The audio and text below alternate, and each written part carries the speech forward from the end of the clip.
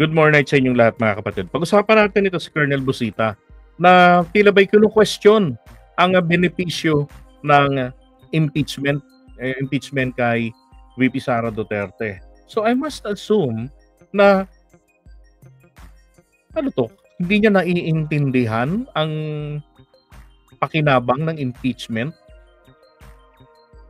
o sadyang sinundan lamang niya ang salita mismo ni PBBM na para sa kanya ay wala naman itong maidudulot, 'di ba? Na buti hindi naman makapagpapabago ng buhay ng kahit na sinong Pilipino yang impeachment. Pero hindi po sinabi ng presidente natin na yang impeachment na yan walang magandang idinudulot. Ang kanya po is the timing. Okay? Timing, bakit? Siya kasi siya ang chief executive ang punong ehekutibo ng ating bansa. Now, para naman po sa isang kongresista ng party list ng One Rider na kandidato pagka senador, ang sabi niya, sabihin nating mag-impeach nga si VP Sara Duterte. Ano ang magiging benepisyo nun sa taong bayan? Now, para makakita natin ng maigi, pakinggan natin yung kanyang interview. Nire-respeto ko yung mga kasama kong congressman. But for me, kahit mabasa ko yan, hindi ako peperma Kasi nga, objective po ako Kung sabihin natin ma-impeach nga, halimbawa, ano ang magiging benepisyo nun, taong bayan? Dapat, mas tingnan natin yung mas malalim na problema. Kasi po, nagkakaroon lang ng hati-hati, lalong gumugulo. Okay, so binasihan niya rito nga yung narrative ng may DDS kasi siyang advisor Yan ay narrative ng DDS. Ang biyaya po na makukuha ng taong bayan, ang pakinabang, unang-una hindi po yan nilalagay ganito si Chis. Unang-una po ang impeachment, hindi po yan hindi ko kaya si Chis ngayon Ang impeachment po, hindi po ilalagay sa ating constitution for nothing. Okay? Yan ang pag-check and balance. Yan ang panakot, kumbaga, sa mga mag-aabuso na mga politiko natin. Yang impeachment. Na hindi na sila paabutin pa. Kaya nga yung mga impeachable officials po, what is common? Ang pinaka-common po dito ay ito. 6 na taon hanggang 7 taon ang kanilang isang termino. So para hindi na po natin sila paabutin pa sa darating na eleksyon, na hindi natin alam kung buhay pa tayong lahat nun. 'Di ba? Na hindi natin alam kung nasa matino pang kalagayan ng ating bansa sa ilalim ng kanilang mga kamay. No. So mayroong madaling paraan para mabawi ng taong bayan ang mandatong ibinigay sa kanila. Okay? Through impeachment. At sa pamamagitan ng impeachment, yung mga politiko pong korap ay mapapanagot na may due process na sila mismo ay pwede nilang ipagtanggol ang sarili nila, 'di ba? At kung sakaling mapatunayan sila na nagkasala, ang parusa sa kanila ay hindi na sila makakatakbo pa uli. Magkakaroon sila ng perpetual disqualification. Ang kaibahan naman po nito, ito yung sinasabi ng iba, bakit hindi na lang ninyo kasuhan? Kasi kapag kinasuhan lamang sa korte, ang mangyayari po dyan, for the time being, non-bailable. Okay? Kapag na-absuelto yung kaso, good for them, bad for us. 'Di ba? Pero kung sakali naman po na mahatulan yung kaso, tapos kaalyado yung presidente, yung politiko kaalyado, bibigyan po yan ng absolute pardon. 'Di ba? Plunder case, absolute pardon mo. Tangina, makakatakbo uli yan. Magagamit uli niya ng makinarya ng pera. 'Di ba? Para makabalik sa pwesto. Mag-hire uli yan ng mga troll farms, mga panira ng isipan ng taong bayan. Pagmumukhaing kawawa naman siya. Mga Pilipino, mahilig sa ganun, yung mga nauuto. Di ba? Now, eto yaan po, kapag ka-impeachment po, hindi po ito pwedeng i-apila sa Korte Suprema. Okay, hindi yan inaiaapila. Yan ang kaibahan po nila. Okay? Sana maliwanag yan, naiintindihan po natin. Ang perpetual disqualification, meron po matik yan sa plunder case. Dito po sa impeachment, matik din meron yan. Ang kaibahan po nito, ang plunder, pwedeng mabigyan yung akusado, yung sentensyado, pwede hong mabigyan ng absolute pardon, marirestore yung kanyang civil rights, makakakandidato uli siya. Nasira lamang ang kanyang NBI at ang kanyang police record na kailangan niya para sa pagtatrabaho, pag-a-apply. Pero kung politikong bilyonaryo sa korupsyon, hindi niya kailangan ang malinis na NBI at police record. Am I correct? Diba? So, pag-impeachment at nahatulan ito, kaya nga dapat po naman talaga ay itinutuloy ang impeachment proceedings kahit na yung kanilang akusado ay nag-resign. Dahil po ang impeachment proceedings, mga kababayan, meron po itong dalawang parusa. Okay? Ang dalawang parusa po ng impeachment proceedings ay removal from office. Pero ang pangalawa po nito is yung possible perpetual disqualification. Pag nag-resign, tinanggal na yung sarili niya sa pwesto, perpetual disqualification naman po ang dapat na pag-usapan. Oh. 'Di ba? Ganun yun, tinutuloy nila dapat yan. At again, hindi po yan pwedeng i-apila. Once nahatulan yan, tapos na ang buto-buto. Okay? Ngayon, yung biyaya nito, yung pakinabang nito para sa taong bayan, alam naman po yan ni Colonel Busita. Kami bang mga BBM vloggers, talagang manok namin to si Busita, pero nakakabuisit na marinig mismo sa kanya ito. Mali ang kanyang paggamit doon sa salita ng Pangulo. Maling-mali. Hindi nga niya binasa eh. Kaya sabi niya, kung nabasa ko kuman po yan, hindi naman din daw siya pipirma. Di ba? Sa akin, wala naman ng problema kung hindi siya pumirma eh. Okay lang yun. Sabi ko nga, yung kay Erwin Tulfo, I absolutely understand the reason. Yun ang rason niya eh. Yun ang laman ng puso niya. Bakit hindi siya pumirma? Pero kung para questionin, kung siya ba ay loyal sa ating Pangulo, ang friendship nila magpapakita. Hindi pa po siya nakakapwesto. Mula noong 2016, si Erwin ang kanyang tagapagtanggol o isa sa mga tagapagtanggol ni BBM.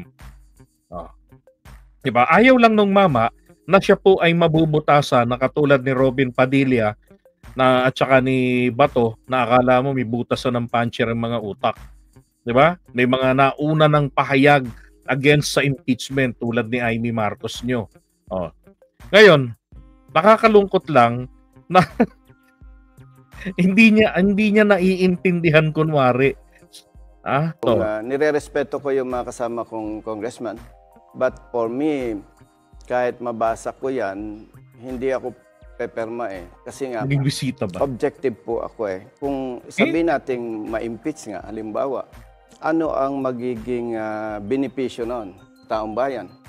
Dapat, mas tingnan natin yung mas malalim na problema. Kasi po, nagkakaroon lang ng hati-hati, lalong gumugulo. Ibig sabihin, mas maraming problema na dapat bigyan ng atensyon. At kung sinasabi na may maling paggamit ng pondo, ang tanong, kung meron nga, yung bang Office of the President lang? Yung bang ibang mga agency? Wala bang ganon? So, ang pinopoint out ko dyan, Ma'am Karen, is dapat tingnan natin yung malaking problema na ang magiging aksyon natin ay magre-resulta na maganda at magiging kapaki-pakinabang sa taong bayan. Maganda yung sinasabi niya sa huli, no? Sagutin ko lang itong sabi ni Jobs. Ni Jobs si Michael. Sino ba? Sorry, hindi pala ako yan. Hindi ako si Attorney Jobs. Okay, balikan natin itong Madam Park na to. At kung sinasabi na may maling paggamit ng pondo, ang tanong, kung meron nga, yung bang Office of the President lang? Yung bang ibang mga agency? Wala bang ganon? So, Okay. Yeah, DDS narrative nga itong sinasabi niya na ito yung pinanggalingan niyan. Maraming ahensya ng gobyerno na merong confidential funds. Ang Office of the President, malaki, bilyon ng halaga. Bakit hindi nyo imbestigahan? My answer is this. This is my answer. Ang nagsimula po ng lahat ng ito kay Sara, ang COA. Okay, COA ang nagsimula nito. Ang problema rito kay Sara na sinimulan ng COA, yung red flag nila diyan, hindi po yan pinakikialaman nga ni Coco Pimentel o ng mga sino mga opposition, 'di ba? Until na pagkatapos nilang makakuha ng unmodified opinion na ibig sabihin ay malinis yung kanilang liquidation report, yung presentation nila, malinis na ginamit nila yung mga standard tools ng accounting. So, ibig sabihin, mapapadali yung kanilang trabaho ng mga auditors. Pero sabi nga ron, hindi nangangahulugan na walang makikitang anomalya kapag nagkaroon na ng actual audit. Diba? Yung sa Office of the President, para sa kaalaman nito ni Colonel Busita, ay sinabi na nga po mismo ng Senado na wala silang nakitang problema. Ito yung most comprehensive liquidation ng Intel at Confidential Fund Report. Ibig sabihin, yung requirements ng liquidation nito, nakita nila yung usage, yung utilization, alinsunod sa itinakda ng batas. Yung mga code names doon, identifiable. Hindi katulad ng kay Sara na si Mary Grace Piatots at si Coco Villamin at saka etong si Milky Sequoia na mukhang bakla yata yung gumawa nun, o yung kanilang informant ay bading, tapos yung nag-abot ng pera macho, kaya ang nilagay niyang code Milky Sequoia. Hindi identifiable. At yun po yung mga naging dahilan ng COA kaya nagkaroon po diyan ng tawag dito, yung pinababalik sa kanila, ni-reject yung kanilang liquidation report. Diba? So first nag-submit ng liquidation report, napuri sila. Nung nagkaroon na ng actual auditing ng mga auditor ng COA, natuklasang may problema sa liquidation reports. Anong ginawa ng COA? Pinaalam sa kanila. Nag-issue ng audit observation memo. Nung mag-issue ng audit observation memo, mukhang nataranta sila, gawa sila ng mga acknowledgement receipts. Nung natanggap naman ng COA yung acknowledgement receipts nila, hindi naman nila ma-identify sino-sino si Mary Grace Piatos, sino itong si Milky Sequoia, at saka kung sino-sino pa. Di ba? Doon pa lang dapat, sabi nga ni Paring Ping Lacson, ay dapat meron kayong blue book o logbook na nakasulat doon sino si Milky Sequoia. Eto pala si Milky Sequoia. Eto pala yung may-ari ng code name na to. Isasubmit ninyo rin yung blue book na yan sa COA para pag verify nila yung mga AR, nakita nila Milky Sequoia, ay ito yung pangalan ng tao, may phone number, tawagan ko nga, i-verify ko kung siya nga ito, diba? At ngayon mas madali kasi registered po ang SIM card natin, so i-verify lang nila without calling the actual person. Verify nila sa National Telecommunications Commission, sa NTC. Ito bang pangalang ito, akma rito sa phone number? Pag yes, okay, good. Diba? Wala hong ganun eh. Doon po nagka-problema. Oh, naintindihan niya, hindi ata ito naintindihan ni Colonel Busita. Sinasabi niya ngayon yung advice ng kanyang DDS advisor na bakit siningil out ang OVP, na dapat tinignan din yung iba. Mga kapatid, dapat po sinampahan ni Busita, dapat nag-privilege speech. Alam naman ni Busita simula niyan, mag-privilege speech ka na kino-question mo yung ahensya ng gobyerno na merong nakita na problema ang COA. Ngayon, kung mag-privilege speech naman si Busita, o sino man sa kanila, para paimbestigahan ang CF at saka yung Intel Fund ng Pangulong Marcos, wala hong basihan. Bakit?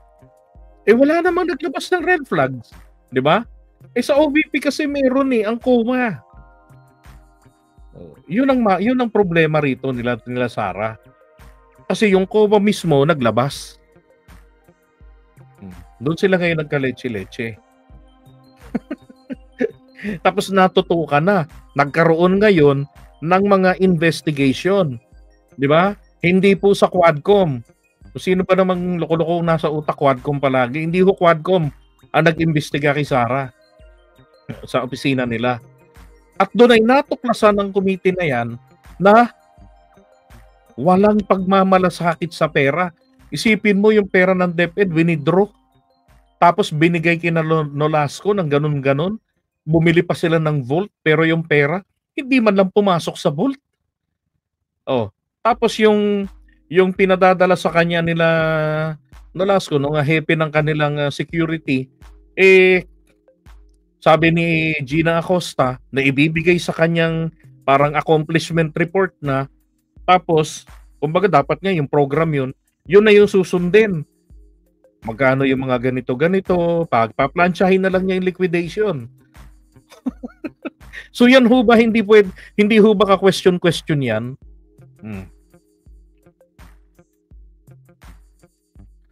Sabi niya, tanong ko lang sa iyo kung anong bansa sa buong mundo na umasenso pagkatapos ma-impeach ang presidente o leader nila. Wala akong alam.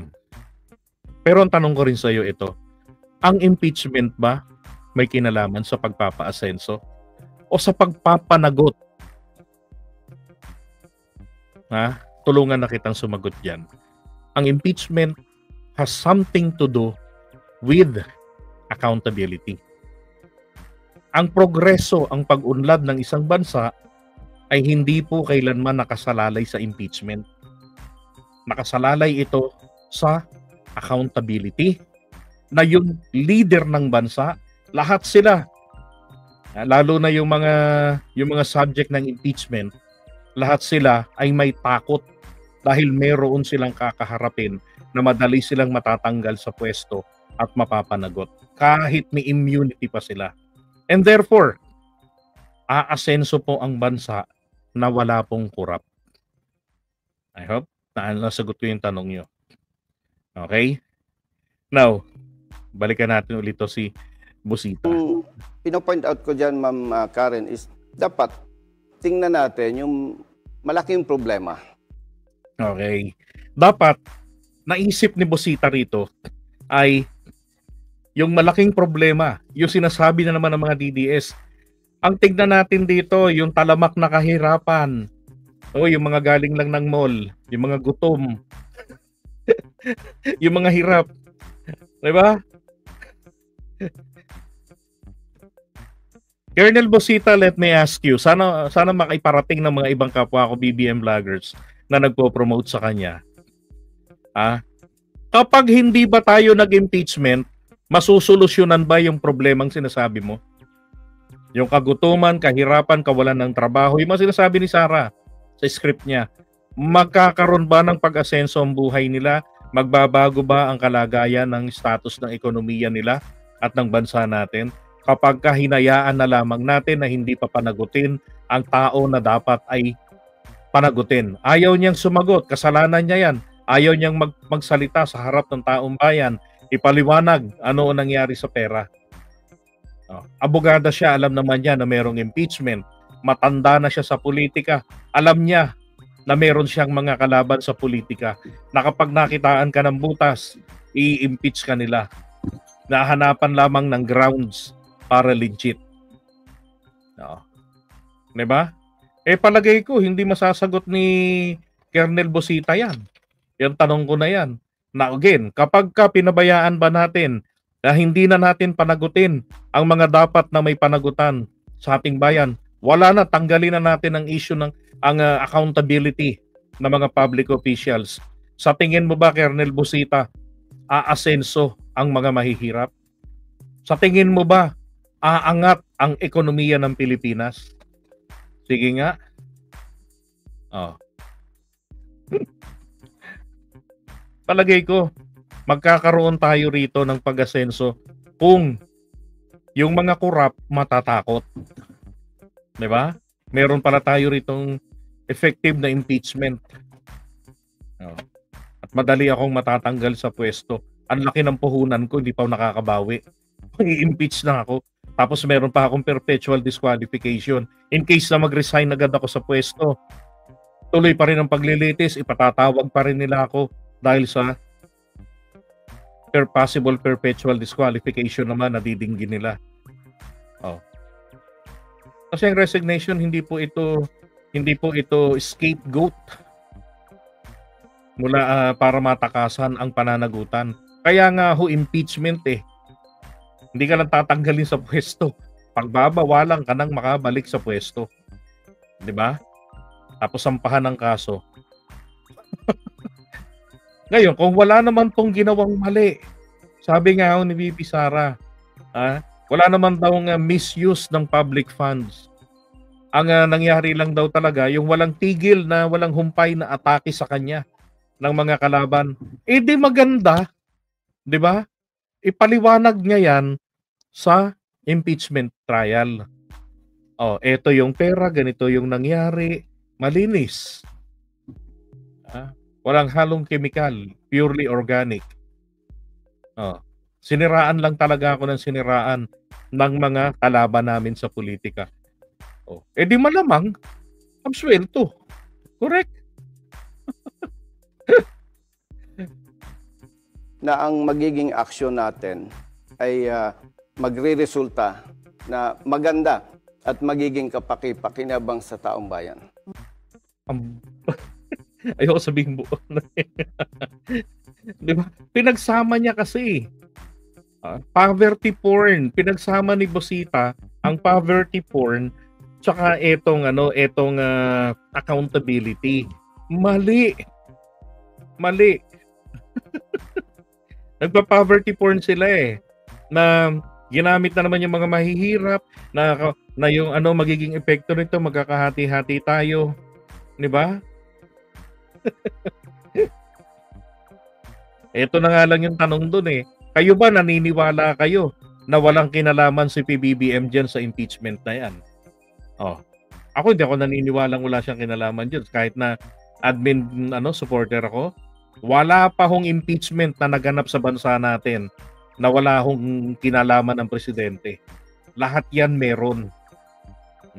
Kaya lang sa Pangulo natin, wag muna ngayon ang sa ating Pangulo. Dito naman sa ibang mga grupo, nagsampa na sila ng impeachment case. Bakit? Unang-una, they don't fucking care about the president. Di ba? Ayaw rin naman nila yung sinasabi ng Pangulo. Kasi gusto nga nila pabagsakin agad si Sara, yung mga Duterte. Sa presidente, wag ngayon. Marami pa tayong dapat unahin. Mag-e-election pa nga tayo Pero never sinabi ng Pangulong Marcos na ayaw niya ng impeachment. Ang concern niya lang is the timing. Tapos, pinarantado pa tayo ng mga kongresista kung bakit ba naman kasi ginawa nila yung impeachment sa araw na mismo na mag-a-adjourn na ang Senado. Pwede naman nilang gawin yan sana noong Disyembre. 'Di ba? Wala naman kasing nakalagay sa batas na hintayin ng Secretary General ng Kongreso yung iba pang mga magrereklamo. Ay nako. So ano nangyari? Di puro butas-butas, gahol daw sa oras kung ano-anong mga palusutan na kahit hindi pa naman gahol.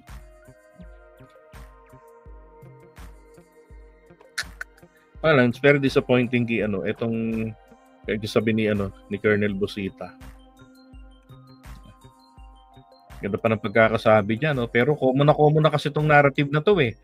Na sabihin natin mag-impeach nga o ma-impeach nga si VP Sara Duterte. Ano ang magiging benepisyo nun sa taong bayan? Alam niyo ho ba, binanatan siya dyan sa SOCMED.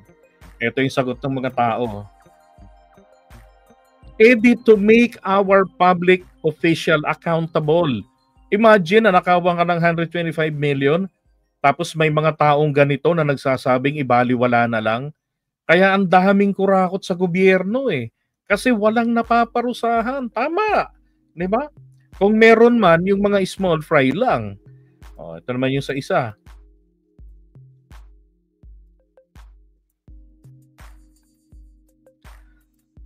Ito, iba naman to. Meron yan. Puntahan nyo mismo sa kanyang, sa page nito mismo ng bilyonaryo. Nako, makikita ninyo, binabash nila si Colonel Busita. Halos mga ganito yung mga comment ng mga tao. Meron pa nga ron na mabuti pa bumalik ka na lang sa pagmumotor. Puro motor lang laman ang utak mo. Bobo ka ba? Motor ka na lang dapat, magmotor ka na lang ulit, ginaganon siya eh. Kasi nga dahil dito, namamangka po kasi si Colonel Busita sa iisang ilog, pero dalawang bangka ang kanyang sinasakyan. Kaya ayun, nagkakaleche-leche. Nawala na tuloy sa kanya ang sense of accountability na ang bansang Pilipinas ay pwede hong umasenso, umangat, pwedeng bumilis ang ating pag-unlad kapag napapanagot natin ang mga tao sa gobyerno. Bakit? Magtitiwala sa atin eh. Magtitiwala yung mga ekonomista. Hindi lang yung mga dayuhan, pati yung mga local businessmen natin, yung mga business tycoons natin. Na imbis na sa labas ng bansa sila mag-invest, mag-i-invest din sila rito. Bakit? Kapag meron po kasi tayong accountability laban sa mga public officials, ibig sabihin nito, may stability ang ating bayan. Alright?